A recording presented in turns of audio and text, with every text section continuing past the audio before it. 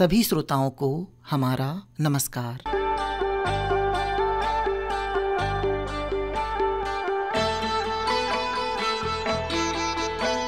भारतीय दवा उद्योग विश्व की तीसरी सबसे बड़ी दवा उद्योग है। भारत विश्व के विभिन्न देशों को जेनरिक दवा का सबसे बड़ा आपूर्तिकर्ता देश है। भारत विश्व का सबसे कम दामों पर वैक्सीन आपूर्तिकर्ता देश है।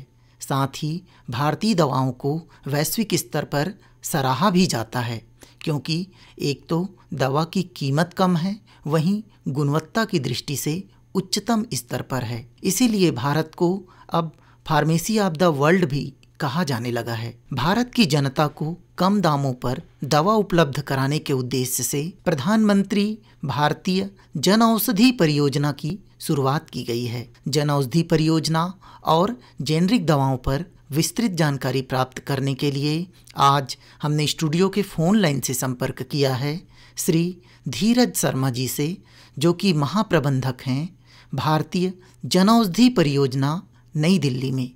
धीरज जी नमस्कार, आपका इस कार्यक्रम में स्वागत है। नमस्कार नेमीचंद जी और सभी श्रोताओं को मेरा नमस्कार। धीरज जी, जन औषधि परियोजना की ऐतिहासिक पृष्ठभूमि क्या है? भारत एक बहुत बड़ा देश है जहां पर कई तरह की चीजें हैं जिन पर कार्य होता है, जिसमें से हेल्थ और एजुकेशन इन दोनों के लिए खास स्ट्रगल करता है आम आदमी। और इसी को ध्यान में रखते हुए दवाओं की पूर्ति करने के लिए सन 2008 में भारत सरकार ने इस परियोजना के शुभारंभ किया था। 25 नवंबर 2008 को अमृतसर में पहला जनौषधि केंद्र खोला गया, परंतु यह योजना पूर्ण रूप से 2015 में माननीय प्रधानमंत्री जी ने इसको PMBJP नाम दिया। उसके बाद पूर्ण रूप से पूरे भारत में टेक ऑफ किया इस योजना ने। धीरज जी, जनौषधि परियोजना किन व्यापक उद्देश्यों को लेकर शुरू की गई है? लंबे समय से आम जनता की एक बड़ी समस्या है कि उसके पास दवा के लिए खर्च करने के लिए पैसे नहीं, क्योंकि दवाइयों का दाम बहुत उसकी पॉकेट से बाहर होता है। जैसा कि हमारे माननीय प्रधानमंत्री जी का विजन है कि गरीब को दवाई के बिना मरने की नौबत न आए, इसलिए पूरे देश में जनौषधि भंडारों का सिलसिला शुरू किया गया है। माननीय प्रधानमंत्री जी के विजन को पूरा करने के लिए पूरे देश में जनौषधि परियोजना को चालू किया गया। उसके पीछे रीजन क्या था कि देखिए, आज एक आम आदमी जब दवा लेने के लिए जाता है तो उसको दवा मिलने के लिए एक नॉर्मल केमिस्ट पे जाता है या कहीं भी जाता है और वहां से उसको दवा लेनी होती है। सच्चाई यह है कि वही दवा जो 10 रुपए की बनती है, लेकिन आम आदमी को मिलते मिलते वो 100 रुपए की हो जाती है। अब वो आम आदमी किसी दुकानदार की बजाय कंपनी में तो जाएगा नहीं जहाँ दुकान दवा बनती है। तो उस गैप को पूर्ण करने के लिए इस परियोजना की शुरुआत की गई। परियोजना को मुख्यतः, जैसा मैंने भी आपसे बताया, 2008 में स्टार्ट किया गया, बट इसको पूर्ण कलेवर चढ़ाया गया 2014 में, जब परियोजना को नया नाम दिया गया, प्रधानमंत्री भारतीय जनौषधि परियोजना नाम दिया गया। और उसके अंदर कई सारी चीजें की गई, जैसे इस तरह की परियोजना को ऐसे किया जाए कि यहाँ पर आम जनता की भी इसमें भागीदारी हो। दूसरा, आप एक योजना बना लेते हैं, लेकिन उस योजना के अंदर लोगों को दवाइयाँ मिलेंगी कैसे? दवाइयों के लिए आपको कोई एक जगह करनी पड़ेगी, तो उसके लिए एक फ्रेंचाइजी का मॉडल करा गया, जहाँ पर की जनौषधि केंद्र खोले जाए। और उन केंद्रों को चलाएगा कौन? एक आम आदमी, उसको रोजगार मिलेगा और दूसरे आम आदमी को सस्ती दवा मिलेगी। तो इस व्यापक उद्देश्य को ध्यान में रखते हुए साथ ही साथ इसमें यह भी ध्यान देने का प्रयास किया गया कि कहीं से भी कभी भी दवाइयों की गुणवत्ता के साथ समझौता ना हो पाए। तो होता क्या है कि जब आम आदमी दवा लेने के लिए बात करता है, तो आप देखिए कोई भी डॉक्टर जब उसको दवा लिखता है तो वो 500 से 1000 रुपए का उसका पर्चा होता है। अब वो दवा उसके पास एक गरीब आदमी, रिक्शे वाला है, कोई आम गरीब है, किसान है, वो बेचारा 100-200 रुपए से ज्यादा उसकी जेब में होते नहीं है, तो वो दवा नहीं खरीद पाता। जब वो केमिस्ट की दुकान पे जाता है तो 2-3-4 दवाएं खरीदता है, और आधी खरीदता है, 2 दिन की खरीदता है, पूरा ट्रीटमेंट 7 दिन का 15 दिन का नहीं लेता। कोई डायबिटिक पेशेंट है तो वो 2 दिन दवा खाता है, फिर 5 दिन छोड़ देता है, क्योंकि दवाइयों के दाम बहुत ज्यादा है। और इसी गैप को फुलफिल करने के लिए जनौषधि परियोजना में उच्च गुणवत्ता की दवाइयों को कम दाम में, जो मैंने अपने शुरुआत में बोला कि मैन्युफैक्चर से डायरेक्टली एंड यूजर, उसको दिया गया। क्योंकि जो दवा बनाई जाती है उसकी कीमत तो मात्र 10 रुपए के आसपास है, लेकिन जब तक वो मैन्युफैक्चर से मार्केटिंग कंपनी, फिर CWH और होते होते आम जनता तक पहुंचती है तो उसकी कीमत हो जाती है 100 रुपए। जन औषधि परियोजना में इसी बात का ख्याल रखा गया कि वो जो 10 रुपए की चीज है वो आम जनता को 10 रुपए में मिले, और इसी के लिए एक कॉमन प्लेटफॉर्म बनाया गया। धीरज जी, जेनरिक मेडिसिन क्या है? जेनरिक और ब्रांडेड दवाइयों में कुछ अंतर है क्या?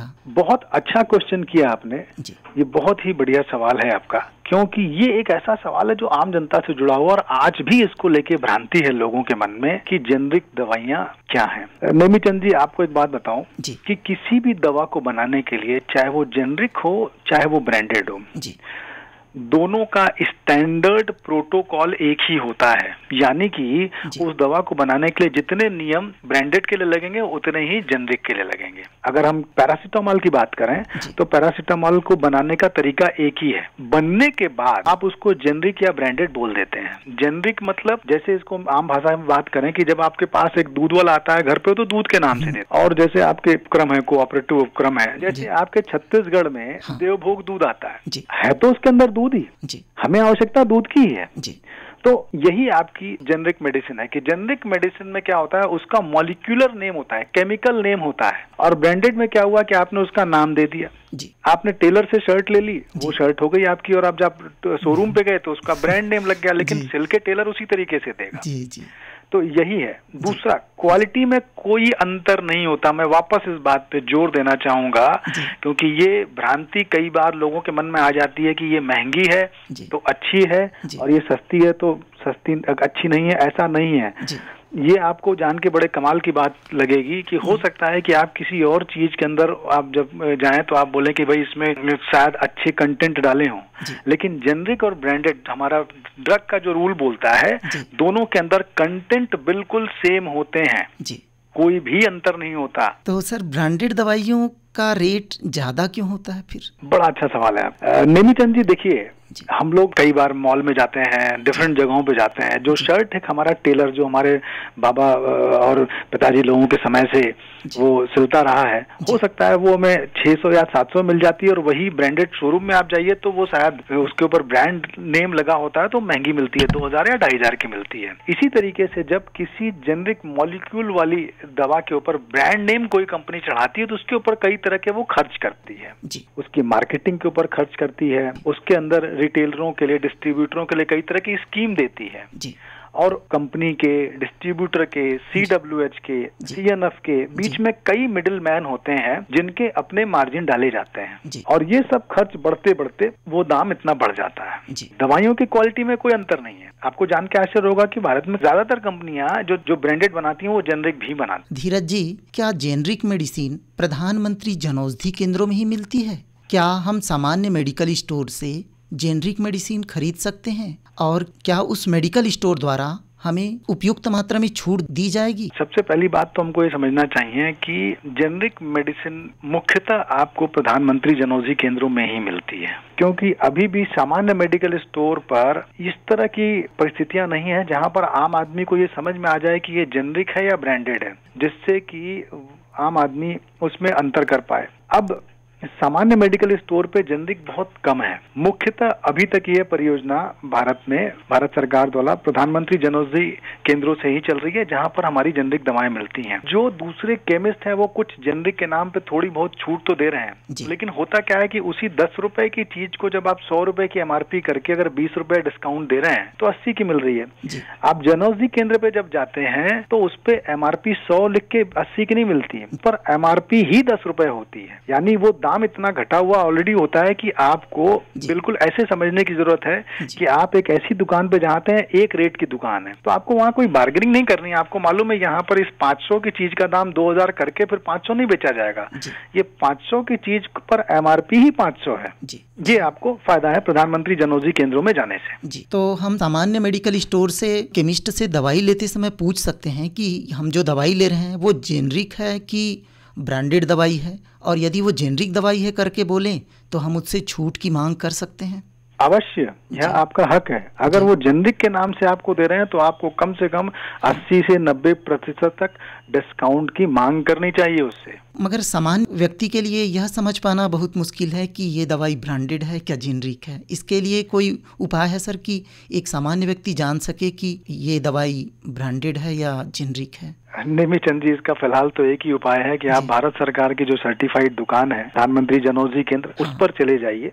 जब आपको एक बार ये पता लग जाएगा कि इसका सही कीमत कितनी है, तो आपको फिर आसानी होगी। या फिर दूसरा उपाय ये है कि हमारा ऐप है सुगम ऐप, जिस बारे में भी हम और विस्तृत चर्चा करेंगे आगे। और सुगम ऐप पर भी आप देख सकते हैं कि उसका जेनरिक में दाम क्या है। जैसे अपनी दवाई का नाम आप डालेंगे तो आपको उसका जेनरिक वर्जन और उसका दाम मिल जाएगा, तो आपको उसका एक आइडिया लग जाएगा कि भाई एक्चुअली इसकी कॉस्टिंग कितनी है, इसकी सही दाम कितना है, तो फिर आप दुकानदार से उसकी मांग कर सकते हैं। धीरज जी, अभी वर्तमान में कितने जनौषधि केंद्र हैं? क्या इसका विस्तार पूरे भारत में है? और छत्तीसगढ़ में जनौषधि केंद्रों की क्या स्थितियां हैं? कश्मीर से लेकर कन्याकुमारी और सुदूर नॉर्थ ईस्ट में भी हर जिले में, यानी आज प्रधानमंत्री जनौषधि केंद्र देश के हर जिले में है। हम 7,976 केंद्र कल तक खोल चुके हैं और आज भी शायद 10-15 केंद्र और खुलेंगे और इस महीने के अंत तक हम शायद 8,000 के नंबर को पूरा कर लेंगे। इसी तरीके से आपके छत्तीसगढ़ राज्य में हमारे 247 प्रधानमंत्री जनौषधि केंद्र संचालित हैं। छत्तीसगढ़ राज्य के हर जिले में जनौषधि केंद्र है। देश के हर जिले में हमारी पहुंच है। कम से कम 1 या 2 जनौषधि केंद्र हैं हमारे। धीरज जी, जनौषधि केंद्र और pharmaceuticals and medical devices bureau of India में किस तरह का संबंध है? ये तो बिल्कुल ऐसा ही संबंध है जैसे एक पिता और पुत्र का। Pharmaceutical medical devices and bureau of India ये भारत सरकार के डिपार्टमेंट ऑफ फार्मा के अंडर में काम करता है और PMBI is a nodal agency जो इस पूरी परियोजना को पूरे देश में चलाती है। तो मुख्यतः प्रधानमंत्री भारतीय जनौषधि परियोजना को PMBI के थ्रू ही चलाया जाता है। प्रधानमंत्री जनौषधि केंद्र खोलने के लिए सपोर्ट, गाइडेंस, दवाइयों की उपलब्धता, इन सब के लिए जो नोडल एजेंसी है PMBI है। Pharmaceuticals and medical devices bureau of India किस प्रकार से जेनरिक दवाइयों के निर्माण, संग्रहण और वितरण की व्यवस्था करते हैं? ये इतना इम्पोर्टेंट सवाल है आपका कि ये मैं चाहता हूँ कि हमारे जितने सुनने वाले हमारे सुधी श्रोतागण हैं उन सबको इसके बारे में पता लगना चाहिए कि किस तरह से हम इसके निर्माण, संग्रहण और वितरण की व्यवस्था करते हैं। सबसे पहले हम निर्माण की बात करते हैं। तो देखिए, जैसा कि आपने देखा होगा, हम लगभग भारत में 1400 से ज्यादा की दवाइयों का वितरण करते हैं और इसके निर्माण के लिए हम भारत सरकार की गाइडलाइन के अनुसार टेंडर करते हैं। यह टेंडर भी बिल्कुल ओपन, खुली प्रक्रिया के तहत होता है। CP पोर्टल हमारा भारत सरकार का जो पोर्टल है उसके थ्रू, NIC के गाइडलाइन के थ्रू होता है और उसमें हम सिर्फ WHO स्टैंडर्ड की कंपनीज के साथ ही निर्माण में सहयोग लेते हैं। इसको हम ऐसे समझते हैं कि भारत में लगभग 15,000 प्रकार की इकाइयां, कंपनियां हैं जो दवाइयां बनाती हैं, लेकिन उसमें से सिर्फ 1500 ऐसी हैं जो WHO, वर्ल्ड हेल्थ ऑर्गेनाइजेशन का जो स्टैंडर्ड है, WHO के स्टैंडर्ड के अनुपात में दवाइयां बनाती हैं। WHO का मतलब हो गया जो दवाइयां आपके अमेरिका और यूरोप जैसी कंट्रीज में दवाइयां सप्लाई करने का स्टैंडर्ड है। उस स्टैंडर्ड के आधार पे हम 1500 कंपनी से दवाइयां लेते हैं, वो हमारे लिए निर्माण करते हैं। इसमें हमारे भारत सरकार के भी कुछ उपक्रम हैं, जैसे कर्नाटका एंटीबायोटिक, वेस्ट बंगाल केमिकल्स वगैरह भी हैं। इनसे दवा लेने के बाद हमने अपना पूरे भारत में 3 जगहों पर संग्रहण के लिए अपना वेयर हाउस बनाया है, गुड़गांव में, चेन्नई में और गुवाहाटी में। ये जो हमारे वेयर हाउस हैं ये भी WHO स्टैंडर्ड के हैं, one of the state of the art facility के साथ हैं, बहुत ही शानदार, अच्छे बनाए गए हैं। वहां पर आने के बाद हम हर दवाई की चेकिंग करवाते हैं, रेंडमली चेकिंग करते हैं प्रत्येक बैच की, और जो भी कंपनियां हमें दवाई सप्लाई करती हैं वो भी अपनी रिपोर्ट देती हैं। यानी ये ट्रिपल लेयर चेकिंग होती है। फर्स्ट जिन कंपनियों ने आपको सप्लाई दिया उनकी रिपोर्ट, फिर हम भी अपनी चेकिंग करते हैं और रेंडम चेकिंग करने के बाद जब वो दवाइयां एक मानक पर पाई जाती हैं कि हाँ मिनिमम इतना मानक ये पूर्ण कर रही हैं, तब उन दवाइयों के वितरण के लिए उनको अप्रूव किया जाता है। हमारे WHO स्टैंडर्ड के जो वेयर हाउस हैं वहां पर टेम्परेचर कंट्रोल, ह्यूमिडिटी, इन सारी बातों का इस तरह से ख्याल रखा जाता है कि दवाइयों की जो गुणवत्ता है उसके साथ कोई भी समझौता ना हो। उसके बाद फिर बड़े बड़े ट्रकों के द्वारा हमारे पूरे भारत में डिस्ट्रीब्यूटर हैं और जनौषधि केंद्रों को डायरेक्ट भी सप्लाई की जाती है। ये जो ट्रक होते हैं GPS इनेबल्ड ट्रक होते हैं जिनके अंदर टेम्परेचर सेंसर लगे होते हैं ताकि दवाइयों की गुणवत्ता से कोई समझौता ना हो। तो इस प्रकार की world class maintenance of logistic and warehousing services का हम उपयोग करते हैं ताकि प्रॉपर वितरण हो सके, और इसी प्रकार से world class standard procurement policy का हम उपयोग करते हैं ताकि उच्च गुणवत्ता की दवाएं आम जनता को उपलब्ध कराई जा सके। धीरज शर्मा जी, आपने हमारे श्रोताओं को जनौषधि परियोजना और जेनरिक दवाइयों के संबंध में इतनी महत्वपूर्ण जानकारियां दी, इसके लिए आपका बहुत बहुत धन्यवाद।